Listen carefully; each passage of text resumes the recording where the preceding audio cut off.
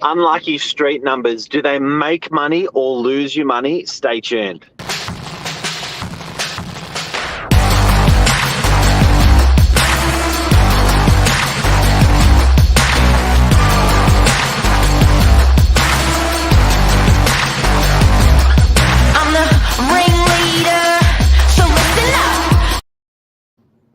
Good morning, Mark. How are you? Cold. How are you? 9 degrees. Oh my goodness. And the wind, it's Arctic winds outside. Yeah, my daughter's out there playing soccer this morning, soccer training, poor little thing.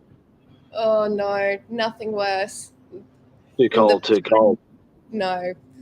Oh, you Now, go is this a bunch of rubbish when there's a house that's selling for 666 on a main road, or a house that's a number 4, does it get less? If it's a house number 8, does it get more? Is it cursed? What do you reckon?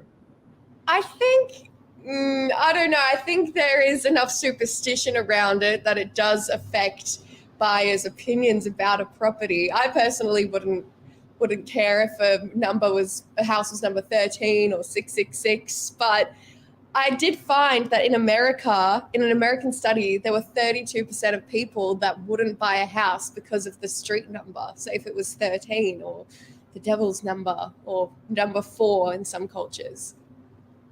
So whether it's real or not real, it's considered and it has an effect. Yeah, definitely. Well, I think numbers is a huge thing. And this is something that was quite new to me, that numbers have a lot of meaning in real estate, and it can actually impact the price of how much your property sells for or doesn't sell for. And what cottoned you onto this story? Was it Mr. Sillage?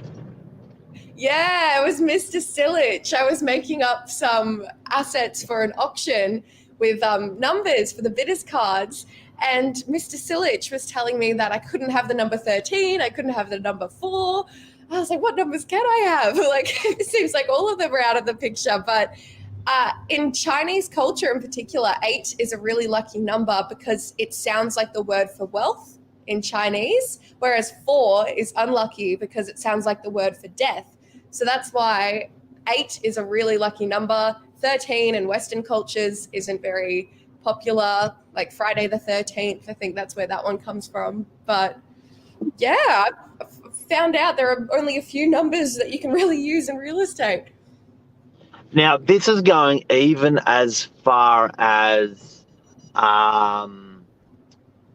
levels of buildings. So now there's buildings in the world and in the Sydney CBD where they actually delete all of the unit numbers, units, and even the level 13 or the level 4. So you wouldn't actually know, but there's actually no one in the building that lives on level 4, or there's no one in the building that lives on level 13. They've simply just deleted those levels. Yeah, well, I was looking up yesterday that only 5% of high-rises in New York have a level 13. So 95% of all the big skyscrapers you see in New York City, none of them have a level 13, which I found really interesting. So how do they do that? They just pretty much I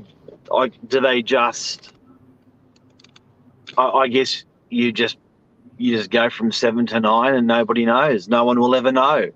Yeah, it goes like 11, 12, 14, and I don't think anyone would ask any questions. No one asks any questions. And you know what's weird? A lot of lifts these days, they actually don't have the numbers to press.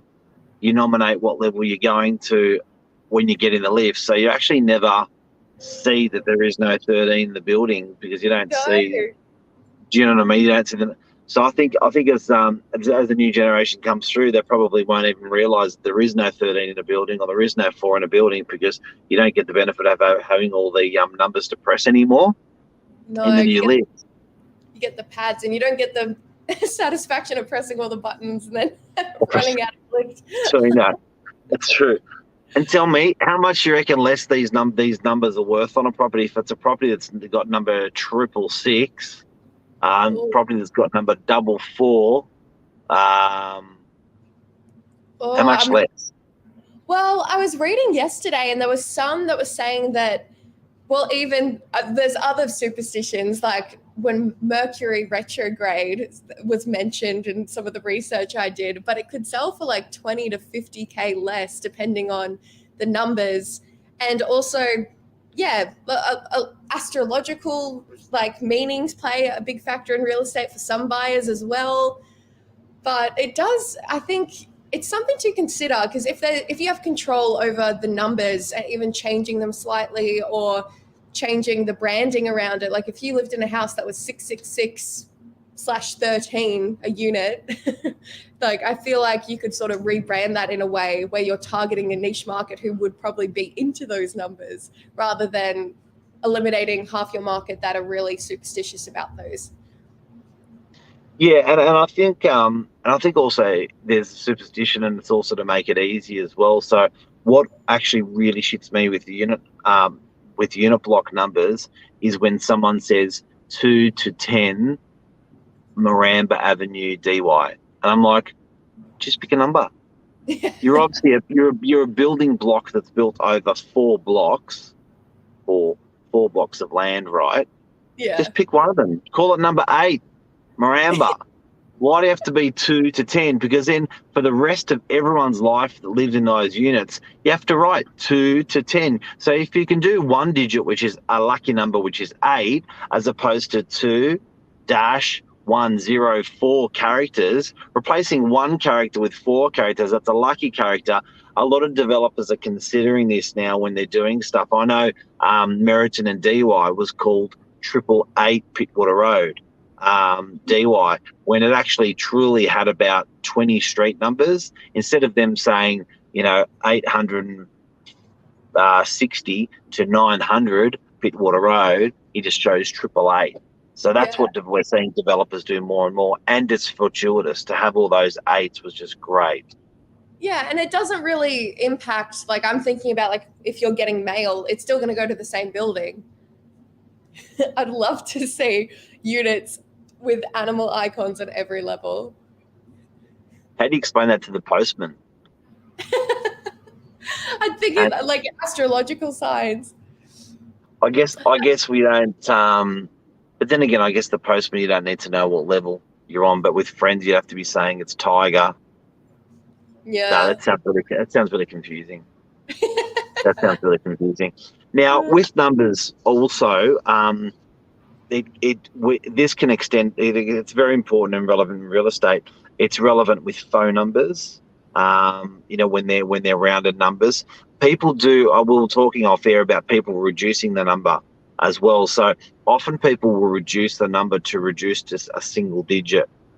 Whatever that single digit is regarded as lucky or unlucky. So this may be really foreign to someone out there who's like doesn't care, give a shit about numbers. And some people will be going, I know, I'm the same. So to give you an idea, the number, if you're 12 can reduce to 1 plus 2, reduce to 3. 3 to some is regarded as a lucky number. 8 to some is regarded as a lucky number. 4 to some is regarded as an unlucky number. 1, I know people that regard as a lucky number. The luckiest number would be 8 that people would regard in real estate.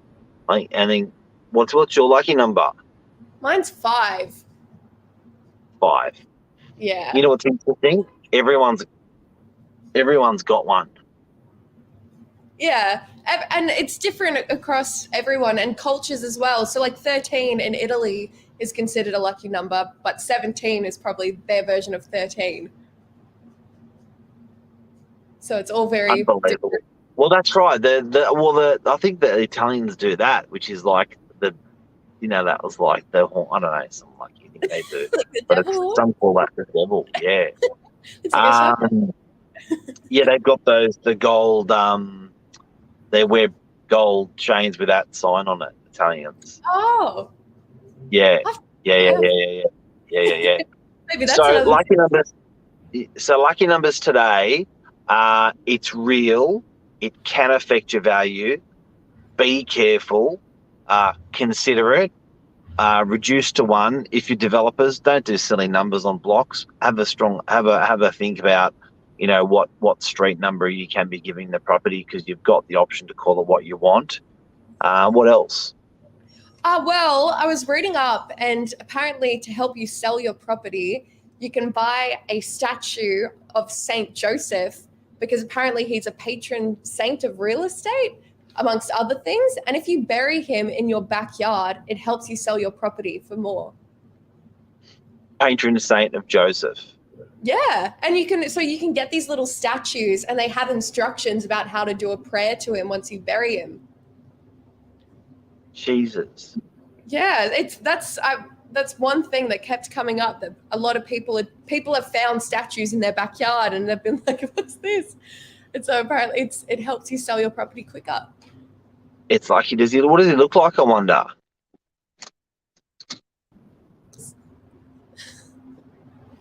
It's a cute little. I've seen photos. It's a cute little Patron statue. saint of Saint Joseph. What's that what he looks like? Yeah. Is that him, Saint Joseph? Saint Joseph, the patron saint state of real estate. Well, I think he's that one in Saint Joseph. He's a dreamer. Yeah, there you go. Wealth and prosperity.